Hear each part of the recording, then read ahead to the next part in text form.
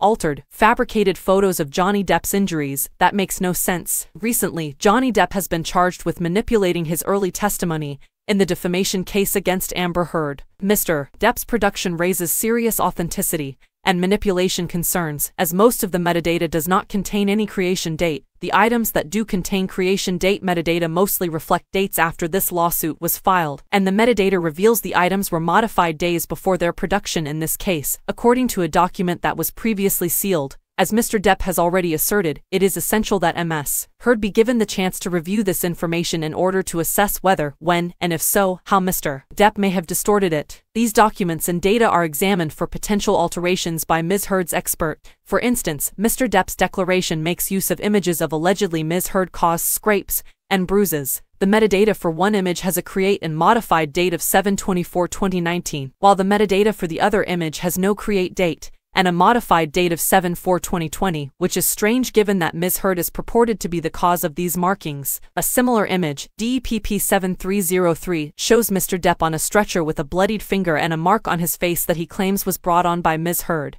At 17. However, the scant metadata shows the creation, modified, received, and sent. The 22nd of July, 2019. Despite Mr. Depp's assertion that this photo was snapped in March 2015, at 8:10, other images of alleged injuries have the same problems, such as DEPP 9916, which lacks creation or modified date metadata and identifies the sent and modified dates as July 3, 2020. This comes soon after the actor received criticism for attempting to edit the audio tapes that he provided, and that showed his arguments with Amber Heard. Johnny Depp made many fragmentary audio recordings that begin and terminate in the middle of a sentence, and include recordings relied upon by Mr. Depp in declarations he submitted in this court, according to the release document describing this alleged action. At 22:18, Mr. Depp is unable to explain why he merely provided fragments of the recordings and really testified. Significant worries about manipulation, change, and deletion are raised by this.